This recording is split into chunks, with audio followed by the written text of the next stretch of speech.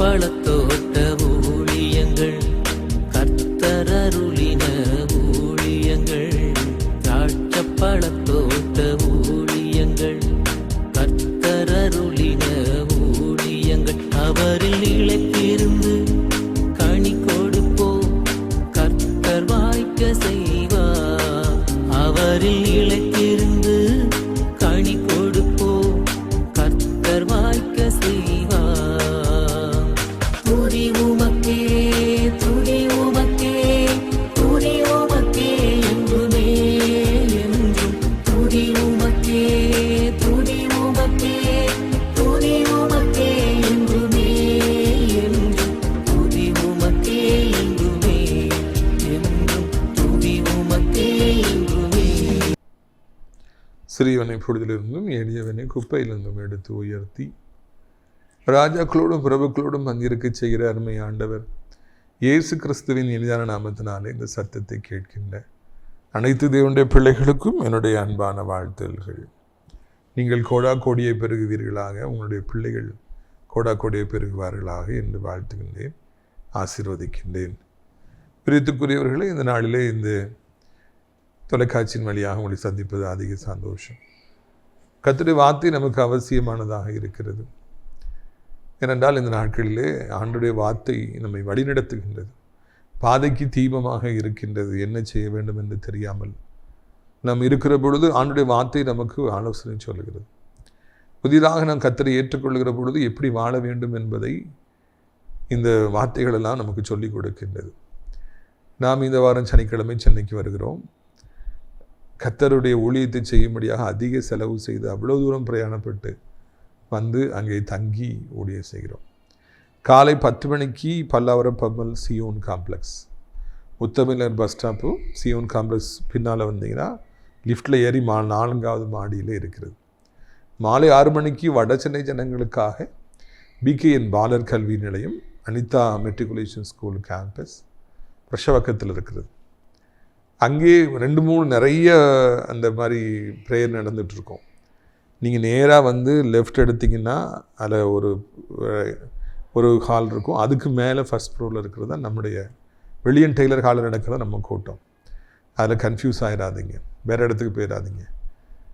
நான் கூட்டத்துங்கிறதுலே உங்கள் அனைவருக்கும் தனித்தனியாக ஜெபிப்பேன். அவர் மங்களராஜ் விருந்து வழங்குவார்கள். எனவே இந்த சந்தர்ப்பத்தை சென்னையில் இருக்கிறவர்கள் பயன்படுத்தி கொள்ள வேண்டும் என்று அழைக்கின்றோம். உங்களுக்கு தெரியாதல்ல, நான் தினந்தோறும் அறிமுகப்படுத்தி வருகிறேன். நமது ஊழியத்தின் சார்பாக அடைக்கலான் குறி முதியோர் இல்லம் ஆரம்பிக்கப்பட்டு மிக சிறப்பாக நடந்து வருகிறது. தினந்தோறும் அங்கே தங்கியிருப்பவர்களுக்காக சிறப்பு ஜெபங்கள் ஏறெடுக்கப்பட்டு வருகிறது. நல்ல உணவுகள் அவர்களுக்காக பரிமாறப்பட்டு வருகின்றது. எனவே தேவனுடைய பிள்ளைகள் உங்கள் பெற்றோர்களை கவனிக்க முடியாத நிலைமையில் இருப்பீர்கள் என்றால் அங்கே கொண்டு வந்து சேருங்கள், என்னை தொடர்பு கொள்ளுங்கள். பிரியத்துக்குரியவர்களே, நீங்கள் அங்கே இருக்கிறவர்களுக்காக, முதியவர்களுக்காக பாதுகாவலுக்காக ஜெபியுங்கள். அங்கே டாய்லெட்டுகளை நாம் கட்டி கொண்டிருக்கின்றோம். அது முடிக்கிற தருவாயில் இருக்கிறதற்கு பணம் தேவை. டென்ட்டு போட்டதற்காக, சமையல் செய்வதற்காக டென்ட்டு போட்டதற்காக 60,000 ரூபாய் தேவை. இந்த காரியங்களை எல்லாம் கர்த்தர் சந்திக்கும்படியாக நீங்கள் ஜெபித்து கொள்ளும்படியாக உங்களை அன்போடு அழைக்கின்றோம். இந்நாளிலே நம்முடைய பிரயோஜனத்திற்காக அப்போஸ்தலர் 16வது அதிகாரம் 16வது வசனம் முதல், இந்த book of Acts chapter number 16 and verse number 16 onwards. நாங்கள் ஜெபம் பண்ணுகிற இடத்திற்கு போகையிலே குறி சொல்ல ஏவுகிற ஆவியை கொண்டிருந்து குறி சொல்கிறதுனால் தன் எஜமான்களுக்கு மிகுந்த ஆதாயத்தை உண்டாக்கின ஒரு பெண் எங்களுக்கு எதிர்பட்டார். பவுல் அப்போஸ்தலனுடைய ஊழியத்தின் பாதையில் அவர் அநேகரை சந்தித்தார். இயேசு இஸ்ரவேலுக்குள்ளாக அவர் ஊழியம் செய்தார். பவுல் அப்போஸ்தலன் இஸ்ரவேலுக்குள்ளே மாத்திரம் ஊழியம் செய்யாதபடி எல்லா இடங்களுக்கும், எல்லா நாடுகளுக்கும் அவர் சென்றார். ஏராளமான ஜனங்களை கிறிஸ்துவின் பக்கமாக அவர் அழைத்து கொண்டு வந்தார். ஒரு நாளிலே அவர் அப்படி ஊழியம் செய்ய போகிற பொழுது குறி சொல்லுகிற ஆவியை கொண்டிருந்த ஒரு பிள்ளை வந்தாள். அவள் வாலிப பிள்ளை. குறி சொல்லுகிறதுனாலே தன் எஜமான்களுக்கு மிகுந்த ஆதாயத்தை ஏற்படுத்துகிற அந்த ஆவி அவளுக்குள்ளே இருந்தது. அதனால் அவளுக்கு ரொம்ப டிமாண்ட் இருந்தது. அப்படிப்பட்டவ வந்து அங்கே பவுலையும் அவருடைய ஊழியத்தையும் பார்த்து பின்னாலே வந்தாள் என்று நான் காண்கின்றோம். It is because Paul traveled to various places. It is because Paul was willing to go and to do God's ministry in any place. He happened to meet this kind of a lady who was a sorcerer. அவர் அப்படி ஊழியத்துக்காக அங்கங்கே அலைஞ்சி தெரிஞ்சதுனால தான் இந்த பெண்ணை சந்திக்க வேண்டிய அவசியம் ஏற்பட்டது. இல்லைன்னா அவர் இப்படிப்பட்ட ஒரு பெண்ணை வாழ்க்கையில் சந்திச்சிருக்கவே முடியாது. நீங்கள் கர்த்தருடைய ஊழியத்திற்காக உங்களை அர்ப்பணித்து பல இடங்களுக்கு ஊழியத்துக்கு செல்ல உங்களை அர்ப்பணிக்கிற பொழுது இதுபோல் ஏராளமான மக்களை நீங்கள் தாராளமாக சந்திக்கலாம் என்கிற ஒரு நல்ல செய்தியை நான் உங்களுக்கு சொல்ல விரும்புகிறேன். அப்போஸ்தலன் பவுல் ஊழியத்தில் எவ்வளோ பேரை சந்திச்சாருங்க பார்க்குற மாதிரி நானும் ஊழியத்தின் பாதையில் எத்தனையோ பேர்களை சந்தித்து வருகிறேன். காரணம் சனி ஞாயிறு என்றாலே ஊழியத்திற்காக எங்கேயாவது ட்ராவல் பண்ணி எத்தனையோ விதவிதமான மக்களை சந்திக்கிறபடியினாலே, விதவிதமான இடங்களுக்கு போகிறபடியினாலே அங்கே பலவிதமான மக்களை எல்லாம் சந்திக்க கர்த்தர் உதவி செய்தார். ஒரு வீட்டிற்கு சென்ற பொழுது ஒரு டைனிங் ஹாலில் அது செவர் முழுக்க மதுபான பாட்டில்களாக இருந்தது. முழுவதும் ஃபுல்லாக மதுபான பாட்டில்கள் போனோன்னு எனக்கு வேணுமான்னு சொல்லி கேட்டாங்க. எனக்கு அதெல்லாம் ஒன்றும் வேண்டாங்க, அவங்க அன்பே போதும். கர்த்தரை அறியாத பிள்ளைகள் நம்மிடத்தில் வல்லமை, தேவனுடைய வல்லமை இருக்கிறதுன்னு கேள்விப்பட்டு அவங்க வீட்டுக்கு சாப்பிட கூப்பிட்டுருந்தாங்க. போனால் பாட்டில்களாக இருக்குது, அதை வைத்து தள்ளி கொண்டு போகிறதுக்கு ஒரு வண்டி, சின்ன வண்டி வேறு வச்சுருக்குறாங்க. குடிப்பது அவருடைய வழக்கம், குடும்பமாக குடிப்பது அவருடைய வழக்கம். பெண்களெல்லாம் சேர்ந்து குடிக்கிறாங்க. வீட்டுக்கு யார் வந்தாலும் குடிக்க கொடுக்குறாங்க, அது அவருடைய வழக்கம். நம்ம ஊரில் இப்படிலாம் கிடையாது.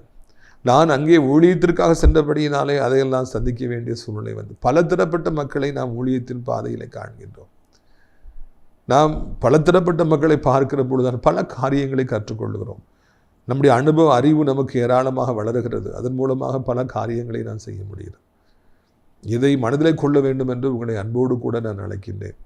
பிரியத்துக்குரியவர்களே, நீங்கள் ஆண்டவருக்காக காலை எடுத்து முன்வையுங்கள். You should travel to various places in Jesus' name. நீங்கள் பல இடங்களுக்கு நீங்கள் கடந்து போக வேண்டும். பல இடங்களுக்கு ஆண்டுடைய ஊழியத்தை செய்வதற்காக நீங்கள் கடந்து போக வேண்டும். உங்கள் பிள்ளைகளை பல கேம்புக்கு அனுப்ப வேண்டும். உங்கள் பிள்ளைகள் கூட்டங்களுக்கு போகிறேன்னு சொல்லும்போது அவர்களை அனுப்ப வேண்டும். காரணம் என்ன தெரியுமா? அப்படி சென்றால்தான் நாம் பல காரியங்களை நம்முடைய வாழ்க்கையில் காண முடியும். நாம் எப்பொழுதுமே புதிய புதிய மனிதர்களை சந்திக்க வேண்டும், வித்தியாசமான மனிதர்களை எல்லாம் சந்திக்க வேண்டும் என்பது தேவனுடைய திருச்சித்தமாக இருக்கிறது. அதன் மூலமாக நாம் இந்த உலகம் பொல்லாங்கானாலே எப்படி நிரப்பப்பட்டிருக்கிறது, ஜனங்கள் எப்படி தேவனாலே வஞ்சிக்கப்பட்டிருக்கிறார்கள் என்பது எல்லாத்தின் மூலமாக நான் தெரிந்து கொள்கிறேன். ரெண்டாவதாக, இந்த ஆவி ஒரு குரூப்பாக பிஸ்னஸ் பண்ணுறவங்களுக்கு மிகுந்த ஆதாயத்தை உருவாக்கி கொண்டிருந்தது. குறி சொல்லி சொல்லி சொல்லி இது அப்படி பண்ணு அப்படி பண்ணு அப்படின்னா அந்த ஆவி வந்து அவங்களுக்கு டிரெக்ஷன் கொடுக்குது.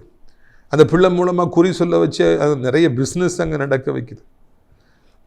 அவர்களை நடத்துகிற அந்த குறி சொல்ல வைக்கிற ஆவி அவளுக்குள்ளே இருந்தது. மிகுந்த ஆதாயத்தை அது ஏற்படுத்தி கொடுத்து, ஹியூஜ் ப்ராஃபிட்ஸ் அது ஏற்படுத்தி கொடுத்து. ஒருவேளை இன்றைக்கும் கூட நிறைய ஆவிகள், இது போல் ஆவிகள் பிஸ்னஸ் பண்ணுறவங்களுக்கு ஹியூஜ் ப்ராஃபிட்ஸை கொண்டு வருதோ நம்ம யோசிக்கணும். அன்றைக்கே அப்படி ஆவிகள் இருந்ததுன்னா இப்போ இன்றைக்கி இல்லாமல் இருக்குமா? ஆனால் இப்படிப்பட்ட ஆவிகள், இந்த குறி சொல்லுகிற ஆவிகள், அதன் மூலமாக கிடைக்கிற ஆதாயங்கள் ஒன்று நிலைத்திருக்குமா, அது நிலைவரமான ஆசீர்வாதமா, இன்னொன்று பரத்திலிருந்து இறங்கி வரதான்னா இல்லவே இல்லை. இதன் மூலமாக கிடைக்கிற ஆசீர்வாதங்கள் வேதனைத்தான் கொண்டு வருமே அன்றி அவைகள் ஒருபொழுதும் சந்தோஷத்தை கொண்டு வரப்போவது இல்லை. அதனால் தேவனுடைய பிள்ளைகள் இது போல் குறி சொல்கிறவங்க மூலமாக நமக்கு ஏதாவது ஆதாயம் கிடைச்சிருமா, நம்மளும் போய் பிஸ்னஸை வளர்த்தணுமான்னு தயவு செய்து நினைக்காதீங்க. அவங்க செய்யட்டும், கர்த்தரை அறியாதவர்கள் செய்யட்டும். ஆண்டவரை விட்டு விட்டு போகிறவர்களுக்கு, இது போல் குறி சொல்லுகிற ஆவிகளை தேடி போகிறவர்களுக்கு மிகுந்த வேதனை உண்டாகும் என்று பைபிளில் நம்ம வாசிக்கிறோம். குறி சொல்லுகிற காரியங்கள்லாம் தேவனுக்கு அருவருப்பானது. ஒரு நாளும் தேவனுடைய பிள்ளைகள் அதன் பின்பு போய்விடக்கூடாது என்பதில் நாம் உறுதியாக இருக்க வேண்டும். குறி சொல்லுகிறதுனால ஏதாவது ஆதாயம் நமக்கு கிடைக்குமான்னு நினைக்கக்கூடாது. அது வேண்டவே வேண்டாம். தேவனுடைய பிள்ளைகளுக்கு அப்படிப்பட்ட ஒரு ஆதாயம் வேண்டவே வேண்டாம். ஆண்டவர் நம்மை ஆசீர்வதிப்பார், ஆண்டவர் நம்மை உயர்த்துவார். இதுபோல் குறி சொல்லி ஒரு ஆதாயம் நமக்கு கிடைக்கணும், அதில் போய் கையை கட்டிட்டு நம்ம உட்காரணும்னு சொல்லி நம்ம நினைக்க வேண்டாம். அது நமக்கு தேவையே அல்ல. நம்முடைய ஆண்டவர் அதை விட 1000 மடங்கு நம்மை ஆசீர்வதிப்பதற்கு போதுமானவராக இருக்கிறார் என்பதை புரிந்து கொள்ளுங்கள். பிஸ்னஸ் பண்ணுகிற மக்களை இந்த செய்தியை கேட்கலாம். உங்கள் கூட பிஸ்னஸ் பண்ணுறவங்க பல உலகப்புறமான மக்கள் பல காரியங்களை செய்யலாம். எங்களுக்கெல்லாம் இவ்வளோ ஆசீர்வாதம் இருக்குது பாரு, நீ இப்படி செய்யின்னு சொல்லலாம். வேண்டாம், நமக்கு அப்படிலாம் ஒரு ஆதாயம் தேவையில்லை.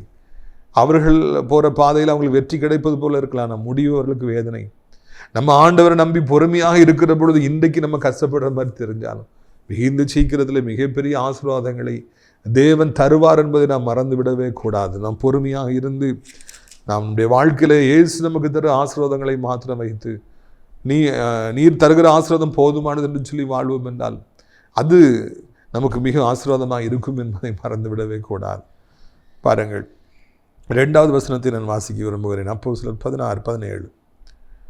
அவள் பவுலையும் எங்களையும் பின்தொடர்ந்து வந்து, இந்த மனுஷர் உன்னதமான தேவனுடைய ஊழியக்காரர், ரட்சிப்பின் வழியை நமக்கு அறிவிக்கிறவர்கள் என்று சத்தமிட்டார். எனக்கு இதை வாசித்த உடனே ரொம்ப ஆச்சரியமாக இருந்தது. பேய் சரியாக கண்டுபிடிக்குங்க. நான் பவுலையும் அறிவேன் இயேசுவையும் அறிவேன்னு சொல்லி ஒரு பேய் ஸ்கேவாவின் குமாரர்கிட்ட சொல்லிச்சு. பார்த்தீங்களா, இவர் 2 பேரையும் பின்னால் வந்து பார்த்துக்கிட்டே இருக்குது. ஸ்டடி பண்ணிட்டு சொல்லுது, இவர்கள் உன்னதமான தேவனுடைய உண்மையான ஊழியக்காரர்கள், ரட்சிப்பை நமக்கு அறிவிக்கிறவர்கள் சொல்லி சரியாக சர்டிஃபிகேட் கொடுத்துரு. சாத்தான் வந்து பார்க்குறான், அப்படி ஸ்டடி பண்ணுறான். இவன் எப்படிப்பட்ட ஊழியக்காரன், இவன் ரியல் ஊழியக்காரனா ரீல் ஊழியக்காரனா, இவன் உண்மையான ஊழியக்காரனா பொய்யான ஊழியக்காரனா என்று சொல்லி வேடமிடுறானாங்கிறத சாத்தான் வந்து பார்க்குறான். கொஞ்ச நேரத்தில் கண்டுபிடிச்சிடறான். கண்டுபிடிச்ச உடனே தான் அவன் அதுக்கேற்ற மாதிரி டீல் பண்ணுறான். பொய்யான ஊழியக்காரனை தூக்கி போட்டு அடிக்கிறான். உண்மையான ஊழியக்காரனா இப்படி தான் நடக்கும். உண்மையான ஊழியக்காரர்கள், உன்னதமான தேவனுடைய ஊழியக்காரர்கள். எவ்வளவு அருமையான ஒரு சாட்சியை பவுல் அப்போஸ்தலனுக்கு பெறுகிறார். சாட்சி கொடுப்பவர் யாருன்னா பிசாசு. நீங்கள் உண்மையானவரா பொய்யானவரா என்பதை மனிதர்கள் அறிவார்களோ இல்லையோ, ஆண்டவர் அறிவார், பிசாசும் அறிவார். இதை நீங்கள் தெளிவாக புரிந்து கொள்ள வேண்டும். நிறைய இடங்களில் போகும்பொழுது, ஊழியத்துக்காக போகும்போது கூட்டத்தின் இறுதியில் ஜனங்கள் ஜெபிக்க வந்து நிற்பாங்க. அப்போ பிசாசு பிடிச்சவங்க நிற்பாங்க. நிறைய பெரிய ஊழியக்காரங்க கூட அதுக்கிட்டே போக மாட்டாங்க. காரணம், அவர்களுக்கு நம்பிக்கை இல்லை. அதுக்குன்னே ஆட்களை வச்சுருக்காங்க, பேய்களை விரட்டுறதுக்குன்னு ஆட்களை வச்சுருக்காங்க. அவங்கக்கிட்டே போக மாட்டாங்க. காரணம் என்ன? அவர்களுக்கு அவர்கள் மீதே நம்பிக்கை இல்லை. தேவன் நம்மோடு இருப்பார் என்றால் எவ்வளவு பெரிய ஆவி வந்தாலும் அதை துரத்தி விடலாம், அதை எதிர்க்கலாம், தலையில் கை வைத்து நம்ம ஜெபிக்கலாம். நாம் இதற்கு பயப்பட வேண்டுங்கிற அவசியம் இல்லை. அந்த ஆவிதான் நம்மை பயப்படும். ஆனால் நான் உண்மையான ஊழியக்காரனா என்கிற ஒரு சந்தேகம் அந்த ஊழியக்காரனுக்கு வந்து விடுகிற பொழுது, நீங்கள் பார்த்துக்கிடுங்க, நீங்கள் ஜெபம் பண்ணுங்க, நான் இவங்களுக்கெல்லாம் ஜெபம் பண்ணுறேன் என்று சொல்லி சொல்ல வேண்டிய ஒரு பரிதாபமான நிலைமை வந்துவிடும் என்பதை நாம் மறந்துவிடவே கூடாது. சாத்தான் எல்லாரையும் அறிகிறான். அவன் உண்மையான ஊழியக்காரர்களை அறிகிறான். ஊழியக்காரர்கள் வரும்பொழுது அவன் பயந்து நடுங்குகின்றான், ஓடி போகிறான். பெயரளவுக்கு ஊழியம் செய்கிறவர்கள், தவறான ஊழியக்காரர்களை அவன் கண்டுகொள்வதே இல்லை. அதை இங்கே காண்கிறோம். இந்த ஆவி உடனே சொல்லலை, வந்து இவர்களை பார்க்குது, ஸ்டடி பண்ணுது. பிறகு உன்னதமான தேவனுடைய ஊழியக்காரர், the servants of the most high God. எவ்வளோ அருமையான ஒரு வார்த்தை. நாம் உன்னதமான தேவன், மோஸ்ட் ஹை காடுடைய ஊழியக்காரங்க. கர்த்தருடைய பணியை செய்கிறவங்க யார்? உன்னதமான தேவனுடைய உண்மையான ஊழியக்காரர். இந்த ஒரு சர்டிஃபிகேட் போதும். நம்ம ஊழியம் செஞ்சு இந்த ஒரு சர்டிஃபிகேட் நமக்கு போதும். அவ்வளோ பெரிய தேவனுடைய ஊழியக்காரர்கள்லாம் நாம் கலங்க வேண்டிய அவசியமே இல்லை என்பதை நாம் புரிந்து கொள்ள வேண்டும். பிரியத்துக்குரியவர்களே, ஒவ்வொரு நாளும் உண்மையாய் நாம் கர்த்தருக்கு பின் செல்வோம். உண்மையாய் கர்த்தருடைய ஊழியத்தை செய்வோம். யாருக்கும் பயப்படுங்கிற அவசியம் இல்லை. பிசாசிற்கு பயப்பட வேண்டும் என்கிற அவசியமே நமக்கு இல்லை. அங்கே தொடர்ந்து நான் வாசிக்கிறேன் 18வது வசனம். இப்படி அநேக நாள் செய்து கொண்டு வந்தால் பவுல் சினங்கொண்டு திரும்பி பார்த்து, நீ இவளை விட்டு புறப்பட்டு போகும்படிக்கு இயேசு கிறிஸ்துவின் நாமத்தில் உனக்கு கட்டளையிடுகிறேன் என்று அந்த ஆவியோட சொன்னான். அந்நேரம் எது புறப்பட்டு போச்சு. இப்படி டெய்லி அந்த பொண்ணு வந்து சொல்லிக்கிட்டே இருக்கு. நாட்டு ஒன் டே, நல்லா கவனிக்கணும், தினந்தோறும் அந்த பொண்ணு வருது. அந்த ஆவி வந்து சொல்லுது, உன்னதமான தேவனுடைய ஊழியக்காரர்களும் என ஊழியக்காரன். டெய்லி சாட்சி கொடுத்துட்டே வருது. நீங்களும் நானும் அந்த இடத்துல இருந்தால் என்ன செஞ்சுருப்போம்? ரொம்ப சந்தோஷமாக இருந்திருக்கும், ரொம்ப பெருமையாக இருந்திருக்கும். நிறைய பேர் பார்க்காங்க, பேயை எங்களை பார்த்து உண்மையான ஊழியக்காரங்கன்னு சொல்லுது பார்த்தீங்களான்னு சொல்லி நம்ம பெருமைப்பட்டிருப்போம். பவுல் அப்போஸ்தலன் அந்த சாட்சி விரும்பவில்லை, அவர் ரசிக்கலை. ஏன்னா அது ஆண்டவர்கிட்டருந்து வரல, பேயிட்டிருந்து வருது. அந்த பேய் சொல்லிக்கிட்டே இருக்குது, இவர்கள் உண்மையான தேவனுடைய ஊழியக்காரங்க. சினங்கொண்டார், கோபம் கொண்டார் என்று நான் காண்கிறேன். அதனால் அவர் கடிஞ்சு கொள்றார், விரட்டி விட்டுறார். பல வருஷங்களுக்கு முன்னால் ஒரு குடும்பத்தார் ஊழியத்தில் ஜெபிக்க வந்தாங்க. அவருடைய பிள்ளைக்கு பிசாசு பிடித்திருந்தது. அந்த பிசாசு வித்தியாசமான பிசாசு, அதிக வல்லமையோடு அது காணப்பட்டது. ஜெபம் பண்ணும்போது கொஞ்சம் அடங்குவானா, அங்கே வர்றவங்க யாராக இருந்தாலும் அவங்க இப்படி இவங்க அப்படிலாம் சொல்லி சொல்லணும். ஒரு பேய்கிட்ட போய் நீ என்ன பேயின்னு கேட்டுட்டு, நீ யார் உன் பேரை சொல்லணும், அது அங்கேருந்து அந்த பேய் இந்த பேய் தான் சொல்லி எனக்கு சொல்லணும். நான் அப்போ அதை அதட்டுவேன், நீ அமைதியாக இருன்னு சொல்லி அதட்டுவேன். அப்போது அந்த பொண்ணு இன்னொரு ஊர்லேருந்து ஜெபிக்கிங்க வருவான். ஜோமனும் போது ஒரு இடத்துக்கு போகும்போது ஒரு பெரிய ஆளை பார்த்தோன்னே அவங்க வீட்டில் இந்த பிரச்சனை இருக்குது அந்த பிரச்சனை இருக்குன்னு துல்லியமாக அவங்க அப்பாட்ட சொல்லியிருக்காங்க. அவங்க அப்பா எனக்கு ஃபோன் பண்ணி, எனக்கு மகா இப்படி சொன்னால் கண்டிப்பாக அவளுக்கு பிரச்சனை இருக்கும், நான் போய் அவங்கள்ட்ட சொல்ல போகிறேன்னு ரொம்ப பெருமையாக சொல்லிக்கிட்டு இருந்தாங்க. எனக்கு என்ன செய்வது என்றே தெரியவில்லை. இது சொல்வது யார்? ஆண்டவர் அல்ல, ஆண்டோடைய ஆவியானவர் அல்ல, பிசாசு சொல்லுது. அந்த லேடிக்கு, அந்த ஆஃபீஸருக்கு எவ்வளோ பிரச்சனை இருக்குன்னு சொல்லி பிசாசு சொல்லுது. இதை நான் போய் அவங்ககிட்ட போய் சொல்ல போகிறேன்னு சொல்லி உங்கள் அப்பா பெருமையாக சொல்லுகிறார். என்ன சொல்வது? வெளிப்பாடு அவசியம், தீர்க்க தரிசனம் அவசியம். ஆனால் அது ஆண்டவர் இயேசு கிறிஸ்துவின் மூலமாய் வர வேண்டுமே அன்றி பிசாசின் மூலமாக வரக்கூடாது. திருடன் கொல்லவும் அழிக்கவுமே அன்றி வேற எதற்குமே வராங்கிறத மறந்துடக்கூடாது. பிசாசு மூலமாக ஒரு வெளிப்பாடு வந்து அதை சொல்லி நாம் பெருமைப்படுவதற்கு என்ன இருக்கிறது என்பதை நான் சிந்தித்து பார்க்க வேண்டும். எனக்கு ரொம்ப அதிர்ச்சியாக இருந்தது. எப்படி சொல்றாருன்னு சொல்லி கொஞ்ச நாட்களில் இந்த குடும்பத்தார் ஊழியத்துக்கு வராம நின்றுட்டாங்க. காரணம் என்ன? அந்த ஆவி அவர்களை தொடர்ந்து வர விடவில்லை, அவர்களை வஞ்சித்தது என்று சொல்லி நாம் புரிந்து கொள்ள வேண்டும். நம்முடைய வாழ்க்கையில் காண்கிற அநேக மனிதர்களில் ஒரு சிலர் பிசாசின் மூலமாக வருகிற வெளிப்பாடுகளை பெருமையாக சொல்வதை காண்கிறோம். இல்லை, தேவையில்லை. ஆண்டவரின் மூலமாய்த்தான் நமக்கு ஒரு வெளிப்பாடு வர வேண்டும். அதை நம்ம தெளிவாக தெரிஞ்சுக்கிடணும். எப்படினாலும் நம்ம ஒரு வெளிப்பாடை பெற்றுக்கொள்ளலாம்னு சொல்லி நம்ம நினைக்கவே கூடாது. எப்படினாலும் ஒரு வெளிப்பாடை பெற்றுக்கொள்ளணும்னு சொல்லி யார் நினைச்சா? சவுல் ராஜா நினைச்சார். அவருடைய கடைசி காலத்தில் அவர் யுத்தம் வரும்போது, பெலிஸ்தீன் யுத்தம் வரும்போது கலங்குறாரு. மனதிற்குள்ளே ஒரு பயம் வருது, கலக்கம் வருது. அப்போ ஆண்டவரை தேடி பார்க்காரு. ஆண்டவர் ஒன்றும் சொல்ல மாட்டேங்கார். அப்போ இன்னும் அதிகமாக அவர் ஜெபிச்சிருக்கலாம், இன்னும் அதிகமாக உபவாசம் போட்டிருக்கலாம், இன்னும் அதிகமாக கண்ணீர் விடிச்சிருக்கலாம். ஆனால் அதை விட்டுட்டு அவர் குறி சொல்லுகிற ஒரு பெண்ணுடைய வீட்டுக்கு போகிறார். இதே மாதிரி தேடி போகிறார். தேடி போய் அங்கே போயிட்டு சாமுவேல் தீர்க்கதரிசியை எழுப்புன்னு சொல்லி சொல்கிறார். அவள் எழுப்பின உடனே இந்த யுத்தம் என்ன ஆகும்னு கேட்ட உடனே அந்த ஆவி சொல்லுது, நாளைக்கு நீ செத்து போவோம், உன் பிள்ளைகள் செத்து போவோம், நீங்கள் இடத்துக்கு வந்துடுவான்னு சொல்லி போய் சொல்லுது. அப்பொழுது அவர் அதை கண்டு நடுங்கி, அந்த வார்த்தையை கேட்டு நடுங்கி அவர் அப்படி பயந்து போய் இந்த யுத்தத்துக்கு போகிறாரு. அப்போ அந்த யுத்தத்தில் அப்படியே நடந்தது என்று காண்கிறோம். அது சாமுவேலுடைய ஆவியா? அதை குறி சொல்லுகிற பெண் எழுப்பியது சாமுவேல் தீர்க்கதரிசியுடைய ஆவியா? இல்லவே இல்லை. ஒரு குறி சொல்லுகிற பெண்ணிற்கு எப்படி ஒரு மாபெரும் தீர்க்கதரிசியுடைய ஆவி எழுப்புவதற்கு வல்லமை ஆண்டவர் கொடுப்பார். நல்லா சிந்திக்கணும். வஞ்சிக்கப்படக்கூடாது. சவுல் ராஜா வஞ்சிக்கப்பட்டார். அந்த குறி சொல்கிற ஆவி சொல்லுகிற பொய்யை நம்பி யுத்தத்துக்கு போய் அங்கே கொல்லப்பட்டார். அவர் மாத்திரம் ஆண்டவர்கிட்டே இருந்து ஜோம்னு இருந்திருப்பாருன்னா ஒருவேளை ஆண்டவர் அவருக்கு இறங்கி இருப்பார். அவருடைய காலத்தில் அந்த வேதனை வராதபடி தப்பு வைத்திருப்பார். குறி சொல்லுகிற ஆவியை தேடிப்போன சவுல் ராஜாவுடைய முடிவு என்னவாயிற்று என்று சொல்லி காண்கின்றோம். அநேக கிறிஸ்தவர்கள் இன்றைக்கு குறி சொல்லுகிற ஆவிகளை தேடி போகிறாங்க. அங்கே போயிட்டு சில கேள்விகளை கேட்டு சில பதிலை பெற்றுட்டு வராங்க. கவனமாக இருக்க வேண்டும். இது நல்லதல்ல. இது மிகப்பெரிய ஆபத்து. தேவன் இப்படிப்பட்டவர்களை அருவருப்பார். அவர் தன்னை தவிர்த்து இதுபோல வேறு இடங்களில் சென்று வெளிப்பாடுகளை தேடி போகிறவர்களை வாந்தி பண்ணி போடுகிறவராக இருப்பார். ஆண்டவருக்கு பிடிக்காத ஒரு காரியம், அருவருப்பான காரியம் என்பதை மறந்துவிடக்கூடாது. இந்த புகழ்ச்சி எனக்கு வேண்டான்னு பவுல் சொல்றாரு, ரெபியூக் பண்றாரு, கடிஞ்சு கொள்றாரு, வாயை மூட, புறப்பட்டு போன்னு சொல்றாரு. உடனே அந்த ஆவி புறப்பட்டு போச்சான். எவ்வளவு உண்மையும் உத்தமமான ஒரு ஊழியக்காரராக பவுல் அப்போஸ்தலன் இருந்திருக்கிறார். புகழ் வரணும், ஆனால் புகழ்ச்சி தகுதியாக இருக்கணும், சரியான ஆள் மூலமாக வரணும். இல்லைன்னா எனக்கு அது தேவையே இல்லை என்று அவர் துரத்தி விட்டார். இன்னைக்கு மேடைகளிலே, இன்னும் பல இடங்களிலே ஜனங்களை புகழ்வதை பார்க்கிறோம். அரசியல்வாதிகளை புகழ்வதை பார்க்கிறோம். இன்னும் உலக பிரமாண மனிதர்களை புகழ்வதை பார்க்கிறோம். அந்த புகழ்ச்சியிலே அநேகர் மயங்கி போவதை பார்க்கிறோம்.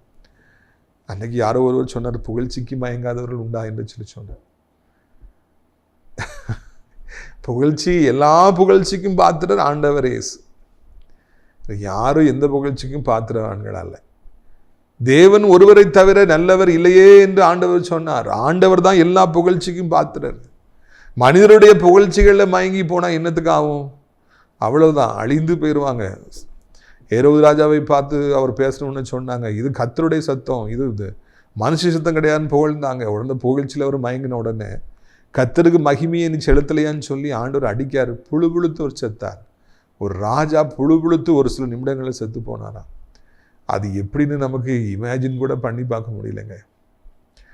எதுக்கு புகழ்ச்சியில் மயங்கணும்? வாலிப பிள்ளைகளை உங்கள் அழகை புகழ்கிற பொழுது அந்த புகழ்ச்சியில் மயங்கிறாதீங்க. நீ அழகா இருக்கா? நிறைய பேர் புகழ்வாங்க, ஆனால் அதனுடைய நோக்கம் வேறு தவறான காரியமாக இருக்கும். அந்த புகழ்ச்சியில் மயங்கி விடாதே. அதனுடைய முடிவு மிக வேதனையானதாக இருக்கும். அதற்கு உன்னை தப்புவித்துக்கொள். ஆண்டவரே, இப்படிப்பட்ட புகழ்ச்சியிலிருந்து நான் மயங்கி விடாதபடி என்னை காத்துக்கொள்ளுங்கள் என்று சொல்லி நான் சொல்லணும். புகழ்ச்சியில் மயங்காதவர்கள் உண்டோ என்ற ஒரு பழமொழி இருக்கிறது. நாம மயங்க வேண்டாம்.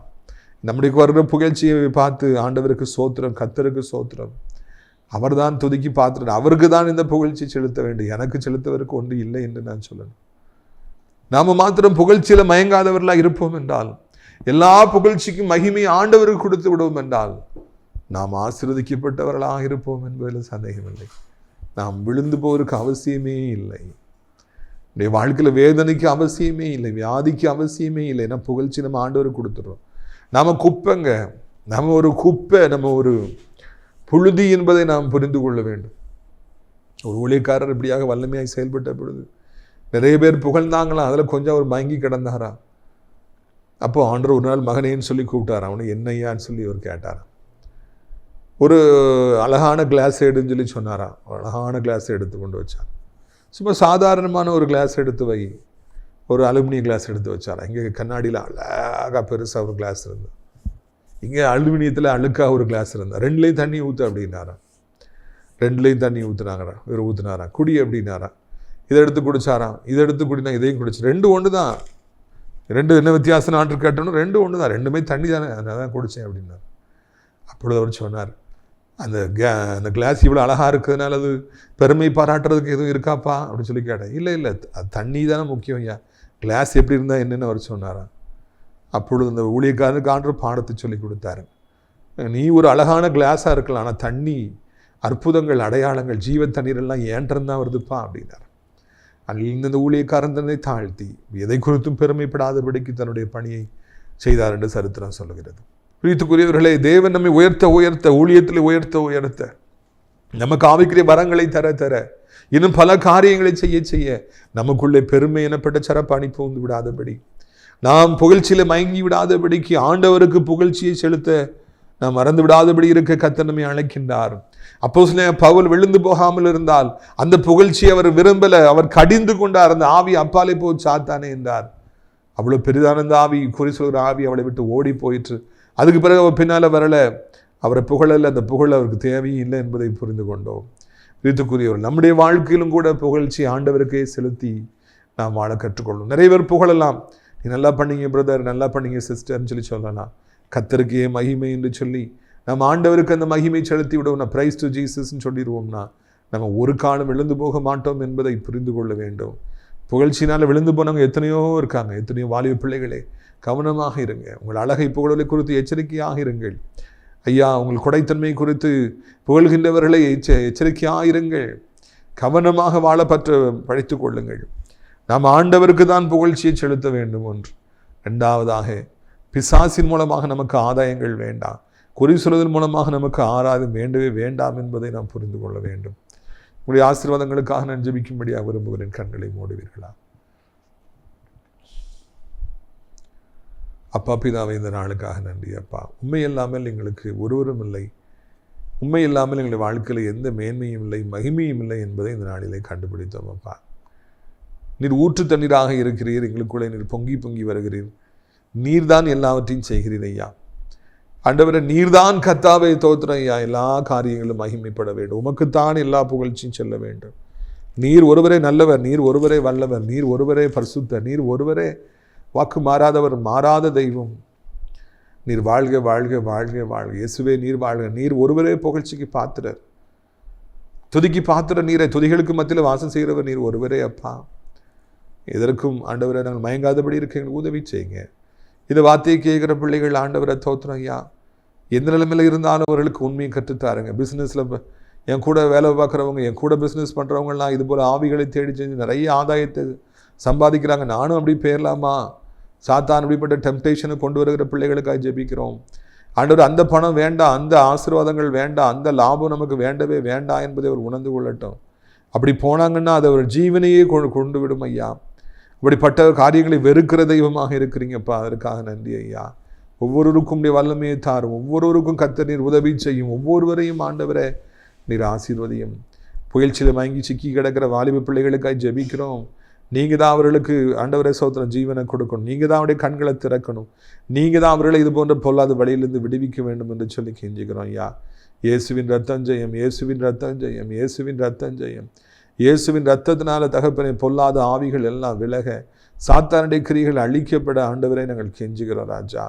இயேசுவின் நாமத்தினால இப்பொழுதே தகப்பனே ஆண்டவரே, பொல்லாத ஆவிகள் எல்லாம் புறப்பட்டு போகட்டும். தங்களை தாழ்த்த தேவனுடைய பிள்ளைகளுக்கு நீங்கள் உதவி செய்யுங்க. அப்பொழுது நீங்கள் பெரிய காரியங்களை செய்வீர். சோதனம் வியாதிகள் நீங்கட்டும் அப்பா. என்ன வியாதியாக இருந்தாலும், எவ்வளவு கொடிதான வியாதியாக இருந்தாலும், ஆட்கொள்ளி வியாதியாக இருந்தாலும், அது சரீரத்தை எவ்வளவு அரித்து வைத்திருந்தாலும் கர்த்தாவே நீங்கள் இப்பொழுதே அவர்களுக்கு சுகத்தை கொடுக்க வேண்டும். மரண கண்ணிகள் தெரித்து போகும்படியாக செய்ய வேண்டும் என்று சொல்லி கெஞ்சுகிறோம். இயேசுவின் நாமத்தினாலே ஷிகாபாராபான தூரத்து யாக்காபாலா. எல்லா சரீரத்தில் காணப்படுற உபாதைகள் நீங்கட்டும். என்ற பிஸ்னஸில் காணப்படுற தேவையில்லாத குழப்பங்கள், நஷ்டங்கள், தேவையில்லாத பிரச்சனைகள் எல்லாம் நீங்கட்டும். இறைவா, உடைய பிள்ளைகளுக்கு கர்த்தாவே இப்பொழுதே நீர் உதவி செய்யுங்கப்பா. உதவி செய்யுங்க, உதவி செய்யுங்க. இப்பொழுதே நம்முடைய பிள்ளைகளுடைய வாழ்க்கையில் கர்த்தாவே ஆண்டவரை தோத்திரம் ஐயா, நீங்களே ஒரு மாற்றத்தை கொண்டு வாருங்க என்று சொல்லி கெஞ்சுகிறோம் ஐயா. இறைமகனுடைய நாமத்தை சொல்லி ஜெபிக்கிறோம் ஐயா. குடும்பத்தில் காணப்படுற குழப்பங்கள் நீங்கட்டும். பிள்ளைகளாலே வருகிற உபத்திரவங்கள், பிற பிள்ளைகளாலே வருகிற வேதனைகள் எல்லாம் நீங்கி போகட்டும் என்று சொல்லி கெஞ்சுகிறோம். ஒவ்வொரு குடும்பத்துக்குள்ளும் சமாதானத்தையும் தேவன் சமாதானத்தை அள்ளி கொடுக்க வேண்டும் என்று சொல்லி கெஞ்சுகிறோம். ஏசப்பா சோத்திர சாபங்கள் நீங்கட்டும் ஐயா. குடி பழக்கங்கள், போதைகள் ஐயா, வேதனைகள், கசப்புகள் எல்லாம் நீங்கட்டும். தங்களுக்கு பிரியமானலை பறிகொடுத்து தவிக்கிறவர்களை நீரை ஆற்றி தேற்ற வேண்டும் என்று சொல்லி கெஞ்சுகிறோம். ஆண்டவரே தோத்திரம் ஐயா, என் தகப்பனே, இப்படி பிள்ளைகள் கீழே விழுந்து விடாதபடி 2 கைகளால் ஏந்தி கொள்ள வேண்டும் என்று சொல்லி கெஞ்சுகிறோம். நீர் மகிமைப்படுங்கப்பா, நீங்கள் மகிமைப்படுங்க. உலகம் இருக்கிற அத்தனை நாடுகளையும் ஆசீர்வதிங்க. தமிழ்நாட்டை ஆசீர்வதிங்க. அனைத்து மக்களையும் ஆசீர்வதிங்க. அனைத்து ஊழியங்களையும், ஊழியக்காரர்களையும் ஆசீர்வதிங்க. நான் ஆசிரியர் ராட்சியப்படத்தோட்ட ஊழியங்களை நேசிக்கிறேன். நாள்தோறும் நம்முடைய நிகழ்ச்சிகளை பார்க்கிற, அறிமுகப்படுத்துகிறேன். ஆண்டவரே, ஜெபத்தினாலே காணிக்கையில தாங்க நல்ல உள்ளங்கள் பலர் உண்டு. ஒவ்வொருவரையும் ஆசீர்வதிங்க. ஒவ்வொருவருக்கும் உதவி செய்யுங்க. ஏசப்பா நாமத்தில் தகப்பனேமே சோத்திரிக்கிறோம், துதிக்கிறோம் ஐயா. தேவன் பலன் ஆண்டவரே ஒவ்வொருவருக்கும் உண்டாகட்டான். நான் ஆசிரியத்து அடைக்கலான்குரிய முதியோர் இல்லத்திற்கு டாய்லெட் கேட்டேன். ஆண்டவரே, டென்ட்டு போட்டதுக்கு நிறைய பணம் தேவை. சந்தியும் அங்கே தங்குவதற்கு அநேகரை அழைத்து கொண்டு வாரம். மகிமைப்படும் இரட்சகர் இயேசுவின் மூலம் ஜெபிக்கிறோம். இது நல்ல பிதாவே, ஆமென். என் ஆத்மாவை கர்த்தரை சோத்திரி, என் முழு உள்ளமே அவருடைய பரிசுத்த நாமத்தை சோத்திரி. என் ஆத்மாவை கர்த்தரை சோத்திரி, அவர் செய்த சகல உபகாரங்களையும் ஒரு பொழுதும் மறவாதீங்க. இந்த கர்த்தராகிய இயேசு கிறிஸ்துவின் கிருபையும் பிதாவாகிய தேவனுடைய அன்பும் பரிசுத்தாவின் அந்யோன்யமில்லாத பிரசன்னமும் நம் அனைவரோடும் இன்றைக்கு சதா காலங்கள் நிலைத்திருப்பதாக. அல்லேலூயா, அல்லேலூயா. God bless you. ஆமென். கிருபையால் நடத்திடுமே, நான் உம்மை நேசிக்கிறேன், எந்தன் உயிரை பார்க்கிலும் நான் உம்மை நேசிக்கிறேன், எந்தன் உயிரை பார்க்கிலும் ஆராதிப்பேன் உம்மை நான் உம்மை மனதுடன், ஆராதிப்பேன் உம்மை நான் உம்மை மனதுடன், ஒவ்வொரு நாட்களிலும் பிரியாமல் கடைசி வரை, ஒவ்வொரு நிமிடமும் கிருபையால் நடத்திடுமே.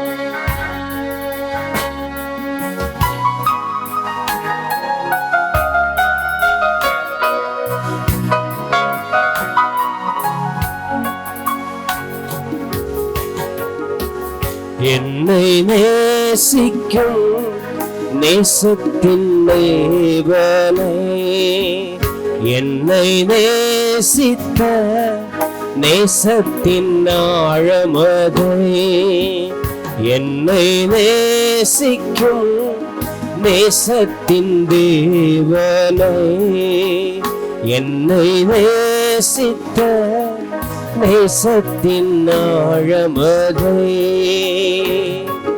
பெரும் கிருபை நினைக்கும் போது என்ன பதில் செய்வேனோ,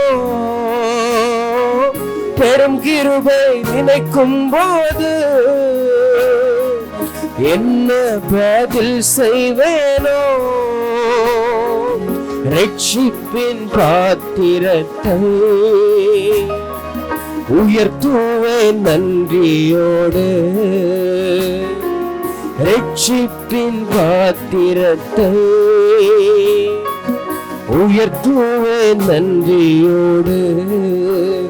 ஒவ்வொரு நாட்களிலும் பிரியாமல் கடைசி வரை ஒவ்வொரு நிமிடமும் கிருபையால் நடத்திடுமே.